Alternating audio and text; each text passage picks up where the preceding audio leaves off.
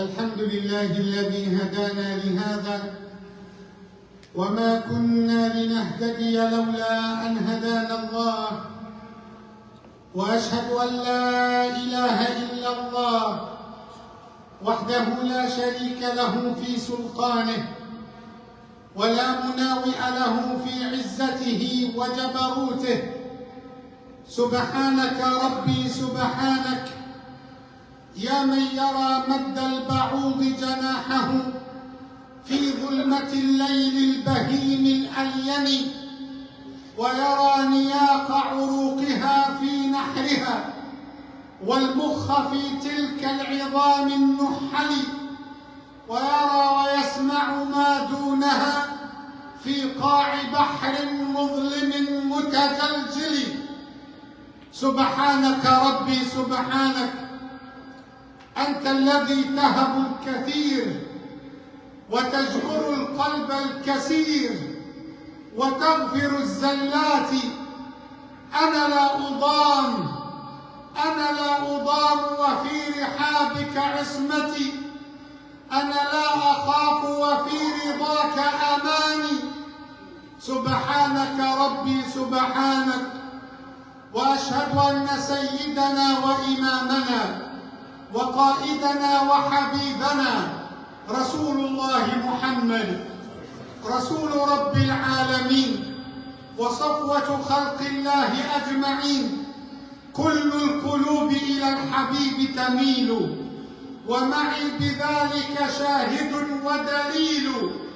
أما الدليل إذا ذكرت محمدا صارت دموع العابدين تسيل. يا رب صل على الحبيب محمد واجعله شافعنا بفضلك في غدي فلقد عرفتك منعما متفضلا ولذا دعوتك فاستجب لي سيدي. اللهم صل وسلم وبارك عليك سيدي يا رسول الله. All praises due to Allah, the master of the whole universe, the creator, the sustainer, the provider, the cherisher. I bear witness that there is no God worthy of our worship, our sincerity, except Allah. And I bear witness that Muhammad sallallahu alayhi wa sallam is the best of the creation of Allah, the last of the messengers of Allah, the one who came with the truth and the one who conveyed the message. I bear witness in front of Allah subhanahu wa ta'ala that he conveyed the message as Allah had ordered him to do. We are sending our blessings and our salutations to the Prophet Muhammad sallallahu alayhi wa sallam, to his household, to the companions of Rasulullah, and to the followers of Muhammad sallallahu alayhi wa sallam. We ask Allah subhanahu wa ta'ala at the beginning of this sermon, at the beginning of this khutbah of Jumu'ah, to bless our gathering. And we ask Allah to grant us the reward of Jumu'ah. We ask Allah subhanahu wa ta'ala to shower all of us with His mercy and to protect our family members. Allahumma ameen ya Rabbal Alameen. My brothers and sisters in Islam, welcome back to another Jumu'ah, another beautiful gathering when we come together as one family, and when we sit in one line, then we stand up to pray shoulder to shoulder as united ummah. May Allah subhanahu wa ta'ala make that example to be enlarged to the entire ummah. Allahumma ameen ya Rabbal Alameen. And not to be only in salah, and not to be only in the masjid, but to be also in the practical life. We ask Allah to grant our ummah the ultimate victory. Allahumma ameen ya Rabbal Alameen. My brothers and sisters in Islam, Allah subhanahu wa ta'ala is the provider, the cherisher. And Allah subhanahu wa ta'ala make it obligation upon Himself that He will provide rizq and sustenance to every creature that He would create. And Allah said, وَمَا مِن دَابَّةٍ فِي الْأَرْضِ إِلَّا عَلَى اللَّهِ رِزْقُهَا. There is no species on earth except that Allah made it obligatory upon Himself to give it the sustenance, the provision, the food and drink, air, oxygen, shelter, health.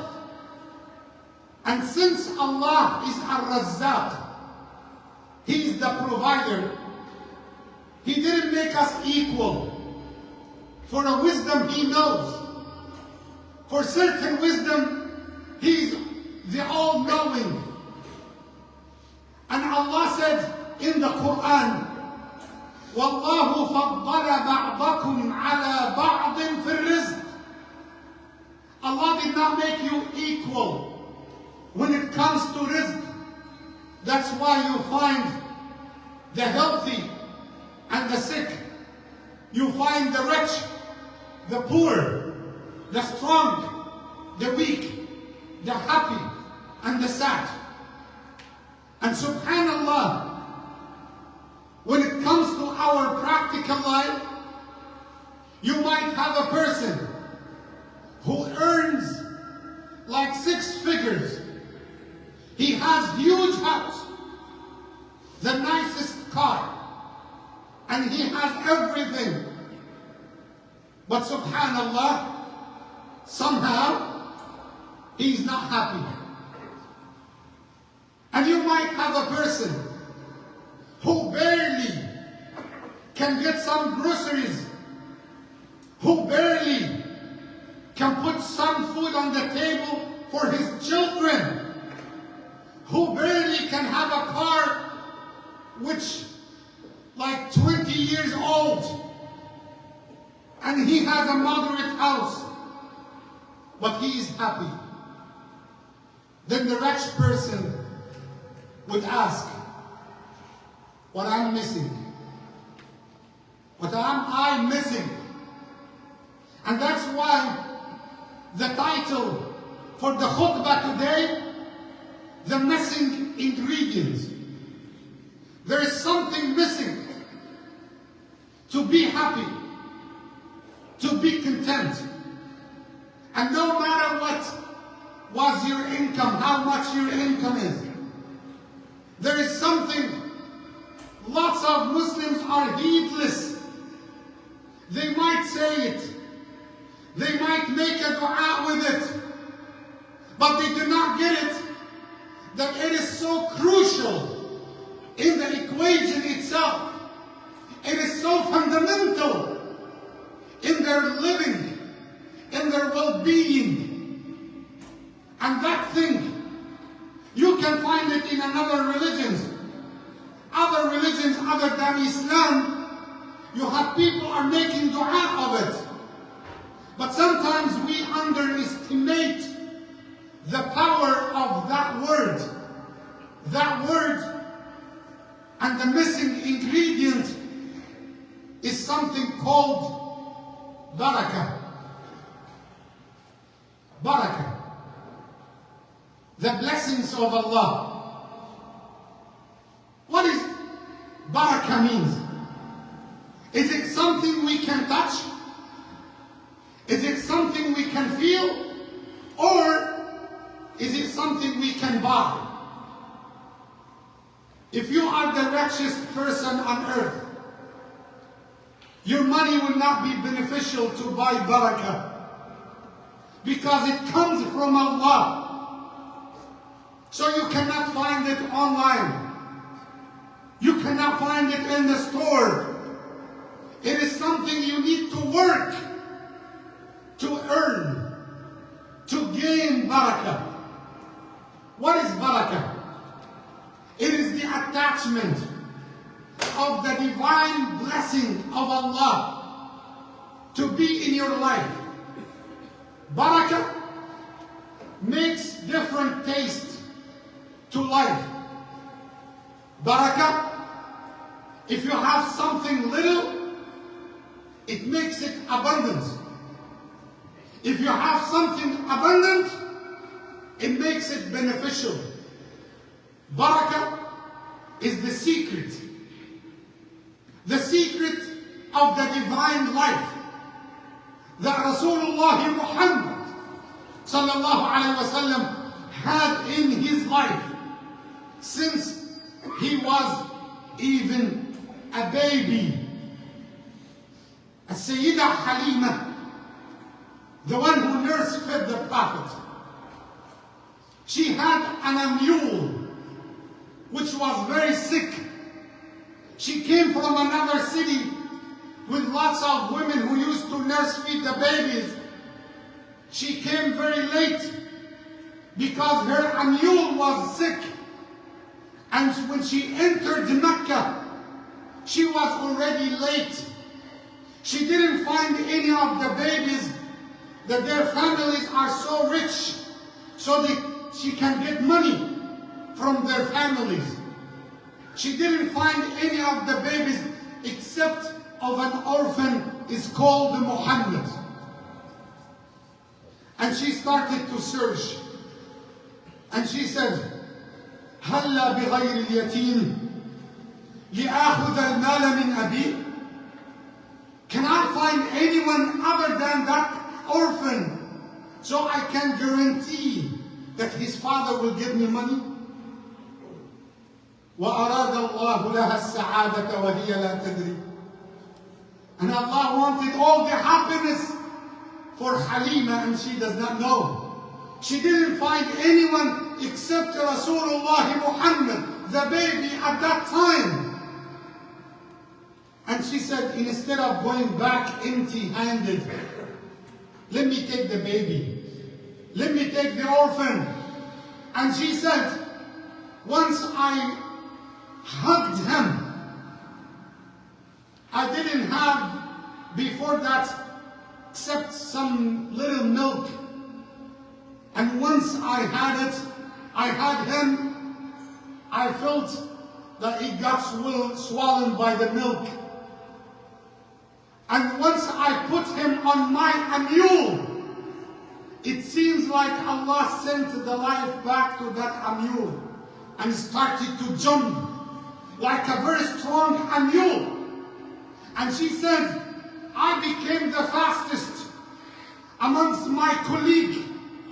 And they started to scream at me, Ya Halima, inna li'atanuki hadha la sha'nan. أتعبتينا في المجيء تأخرا والآن تتعبينا في الذهاب تقدما. Now Halima, you make us tired when you come because it was sick, and now you make us tired again because now it is the fastest.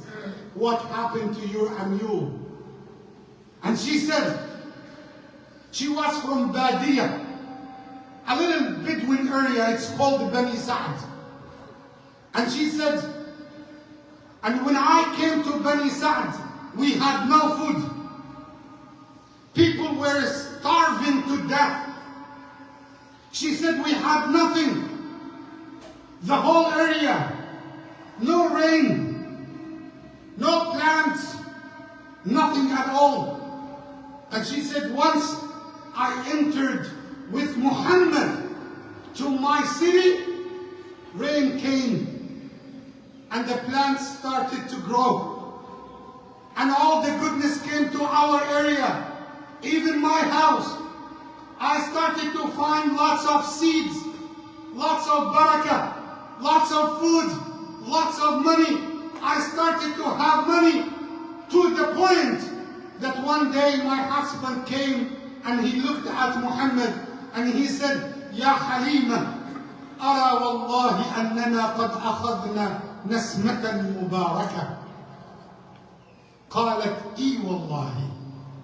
He said, I see that Allah had blessed us with a blessed baby. She said, yes, of course. And this is what we call it, barakah. Barakah in your wealth. Barakah in your health. Barakah in your children. Barakah in your wife. Barakah in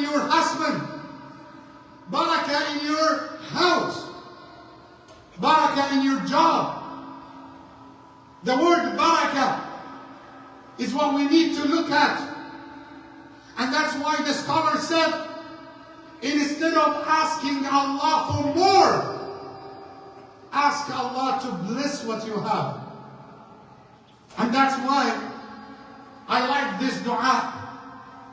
When Rasulullah had seen Al-Hasan radiallahu anhu, and Al-Hasan was a child, so Rasulullah, he called him and he let Al-Hasan to sit in front of him. And he said to Al-Hasan, repeat after me. And Rasulullah started to make this dua. Allahumma ahdini fi man hadayt, wa afini fi man afayt, wa barik li fi ma a'tayt. And let me explain that last part. Oh Allah, grant me the blessings in what you already have given to me. So you do not ask Allah for new items to your life. You need barakah in what you already have. And this is the missing ingredient. And let me tell you clearly, lots of people are overthinking. Lots of people are stressing themselves out. And let's be honest. Let's be clear. Sometimes what you already have, that's a dream of somebody else. The clean water, your car, your house, your job, your income. That could be the dream of not only one family. What you already have, that could be the dream of a city. If Allah make you to wake up healthy, have enough food for today, secure in your place. Rasulullah, he said, فَكَأَنَّمَا حِيزَتْ لَهُ الدُّنْيَا بِحَذَافِيرِهَا.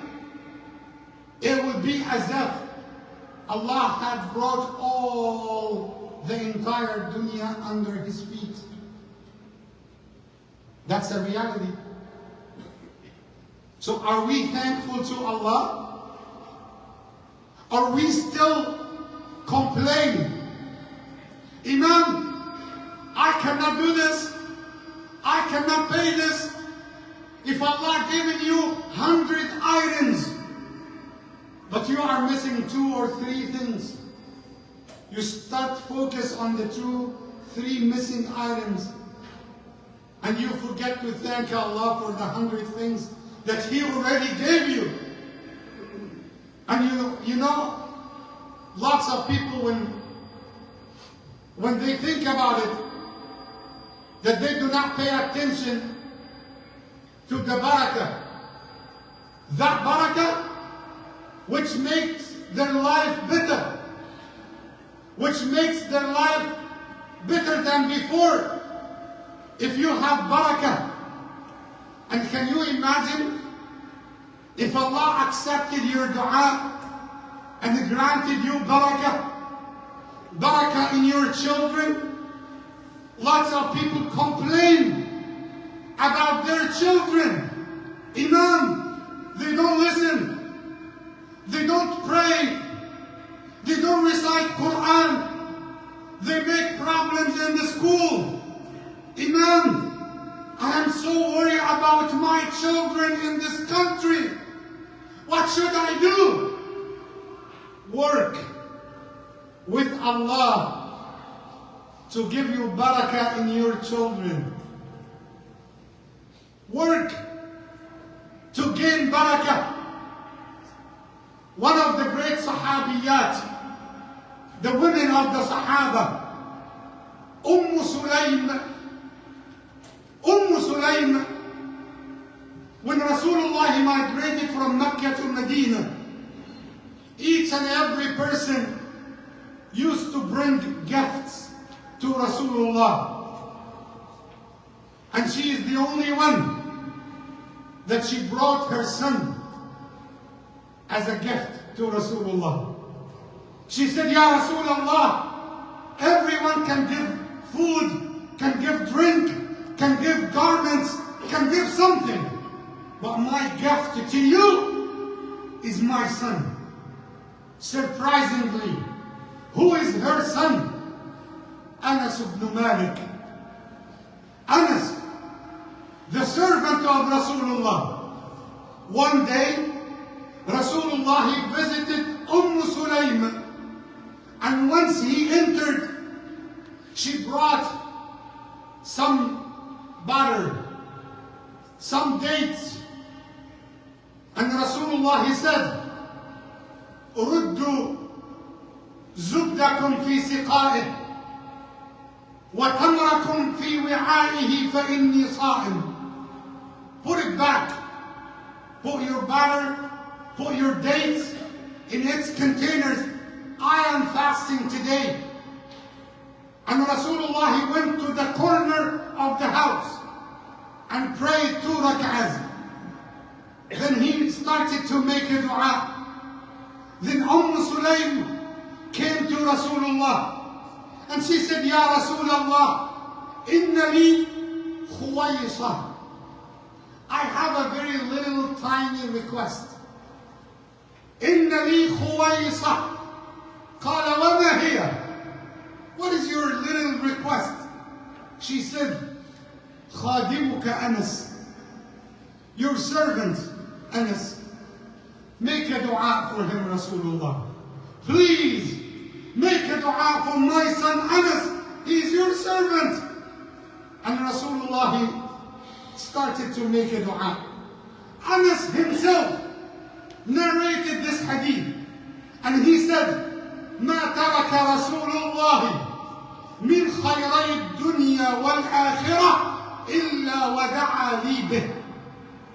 Nothing of the goodness in the dunya and in the hereafter except Rasulullah had made a dua for me to have it.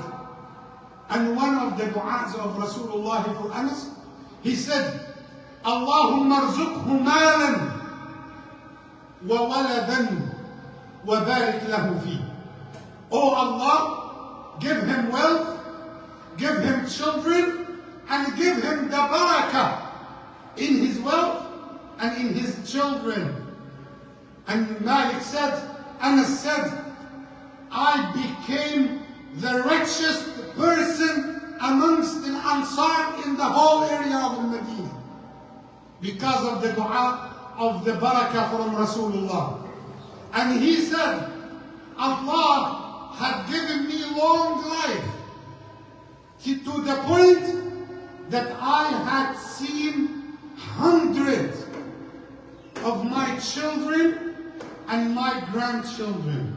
Actually, Allah had granted him 73 children. And he lived till he reached 100 years old. And became the richest man amongst the Ansar in Medina. That's because of that one word, barakah. If you have your wife making problems, creating troubles in your life, and you are upset with this, and I would not ask you today to raise your hands if you have the same case, otherwise half of the masjid will be in trouble. But actually, if you have this problem, make a dua to grant you barakah in your wife. And if you are a woman, have a problem with your husband, and if you raise your hands, the other half of the masjid will be in trouble. But actually, if you have the same case, make a dua that Allah will give you barakah in your husband, and Allah will change him. Barakah is the secret. Barakah is the missing ingredient. You could have the best dish of meat, the best dish of shrimp. You can eat your dinner in the most expensive restaurant and you're still not happy. And you, on the other side, you might have a brother who barely can have a little piece of cheese on his bread. And he says jokes and laughing with his wife and his children. You might book the most expensive cruise, vacation, hotels, and still you are not happy. And you might have another brother taking his kids to the closest park to see his kids are playing, and they are the happiest. What is the missing ingredient? It is barakah. Believe me, barakah can change your life. I would not say try it. No. Be confident about barakah. Be sure about getting barakah in your life. May Allah accept our ibadah. May Allah grant us barakah in our life. أقول قولي هذا وأستغفر الله لي.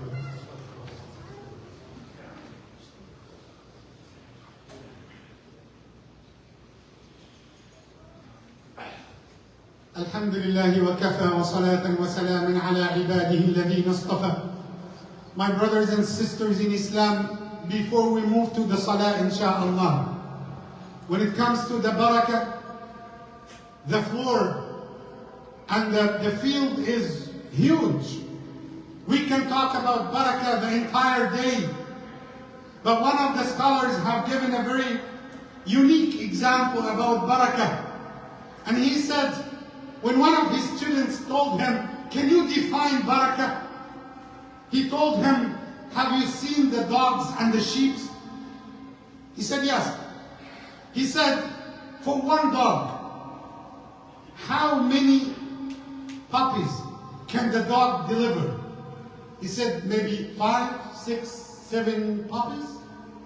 He said, how many little sheep can the goats or the sheep deliver? He said, 1, maybe 2. He said, in terms of quantity, who of the 2 species is more abundant? He said, sheep. He said, aren't the sheep the most consumed one? He said, yes. People are slaughtering, hunting. People are eating sheep, goats, and sheep, and still they have the most and the higher number, even more than dogs. He said, this is barakah. The barakah is not only about the quantity. The barakah is about the quality. You might have a person, Allah gave him good health, but he uses that health to disobey Allah. Another person who comes with that health to the masjid to pray Fajr. You might have a person who is muscular, goes to the gym, and he is, mashallah, in a good shape, according to today's standard. But he cannot lift the blanket in the morning to be able to pray Fajr in the masjid. He can't. He can lift weight, heavy weight, but he is so weak in terms of Iman to be able to lift his blanket to come to the masjid. He needs barakah. He needs barakah in his relationship with Allah. He needs barakah in everything related to his life. And you might say, Imam, you told us about barakah, but how can we gain barakah? If you want to know, the answer in one verse in the Quran. Allah said, وَلَوْ أَنَّ أَهْلَ الْقُرَى آمَنُوا وَاتَّقَوْا لفتحنا عليهم بركات من السماء والأرض. Allah said, if the people of the city, if the people of the village, if the believers believe in Allah and have the consciousness of Allah, Allah will give them barakah from the heavens and from the earth. Barakah will surround you. Barakah will be everywhere in your life. May Allah grant us barakah in our life. Allahumma ameen. Ya Rabbil Alameen. My brothers and sisters in Islam, one little announcement before I move, inshallah. I believe that you have heard about the Umrah trip. And inshallah, by the grace of Allah, I'm honored and blessed to lead some of our community members who are sitting with you now to take them in a leadership to the Umrah, inshallah. And we are going to travel this Tuesday. And we are going to be away, inshallah, for 2 weeks. So I just wanted to say, and this is one of the etiquettes before you go to Umrah, to ask people to forgive you. And that's why I ask all of you to forgive me. If I have done something wrong, I ask you please to forgive me and to forgive the brothers before we go to the Umrah, inshallah. We are almost like 40-something people, and inshallah we are going to stay in the Umrah, and then inshallah we'll be back after 2 weeks, inshallah Rabbil Alameen. One of the things that I wanted to ask you, keep us in your du'as, and also inshallah, I wish, of course, next time we go, all of us, to be together inshallah in Umrah, but I promise you that I will remember inshallah all of you in our du'as while we are doing tawaf, while we are doing sa'i in the house of Allah subhanahu wa ta'ala in Mecca and in Medina, inshallah. May Allah grant all of you Umrah and Hajj. Allahumma ameen ya Rabbil Alameen. Jazakumullahu khairan wa astawdi'ukum Allah alladhi la tadi'u wada'i'uh.